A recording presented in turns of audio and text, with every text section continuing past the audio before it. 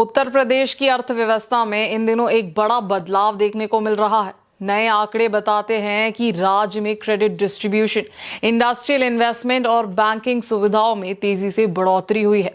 इससे साफ संकेत मिल रहे हैं कि उत्तर प्रदेश अब आर्थिक आत्मनिर्भर भारत और मैन्युफैक्चरिंग बेस विकास की दिशा में तेजी से आगे बढ़ रहा है।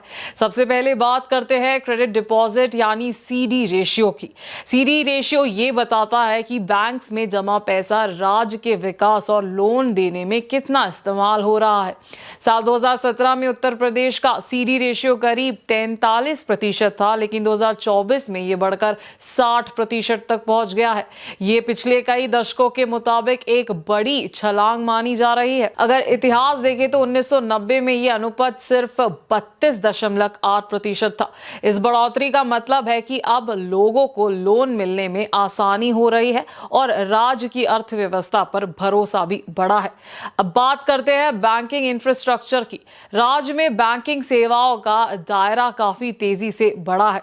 आज उत्तर प्रदेश में 20,416 बैंक ब्रांच, करीब 4,932 बैंक मित्र और बीसी संख्या और 18,747 एटीएम मौजूद है।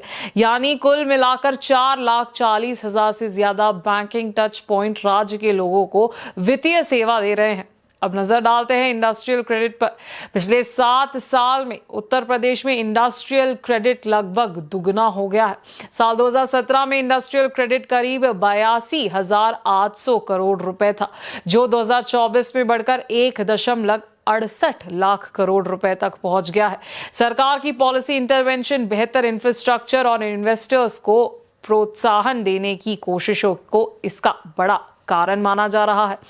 इससे न सिर्फ बड़े पैमाने पर प्राइवेट इन्वेस्टमेंट आया है, बल्कि फाइनेंशियल इंस्टीट्यूशंस का भरोसा भी राज्य के उद्योग पर मजबूत हुआ है।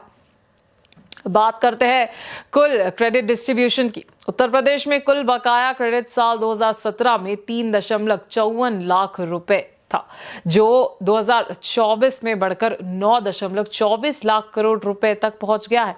यानी सिर्फ 7 साल में ये करीब 2.6 गुना बढ़ गया है। अगर पुराने आंकड़ों से तुलना करें तो 1990 में कुल क्रेडिट सिर्फ 7,200 करोड़ रुपए था और 2004 तक ये केवल 39,600 करोड़ रुपए तक ही पहुंच पाया था। लेकिन अब जिस तेजी से क्रेडिट बढ़ रहा है, वो राज्य की क्रेडिट अब्जॉर्प्शन कैपेसिटी और आर्थिक गतिविधियों में तेजी को दिखाता है। इस वृद्धि के पीछे कई महत्वपूर्ण पहल भी है, जैसे डिजिटल फाइनेंस सर्विस का विस्तार, एमएसएमई फाइनेंसिंग को बढ़ावा और कृषि क्षेत्र के लिए क्रेडिट स्कीम्स। साथ ही जन धन खाते की सार्वभौमिक कवरेज, बीसी सखी योजना के जरिए घर घर बैंकिंग सेवा और 2025 ग्राम पंचायत फाइनेंशियल सैचुरेशन अभियान जैसे कदम भी फाइनेंशियल इंक्लूजन को मजबूत कर रहे हैं। कुल मिलाकर देखा जाए तो उत्तर प्रदेश की अर्थव्यवस्था में क्रेडिट, निवेश और बैंकिंग सुविधाओं का ये विस्तार राज्य को मैन्युफैक्चरिंग और आर्थिक विकास के नए दौर के ओर ले जाता दिखाई दे रहा है।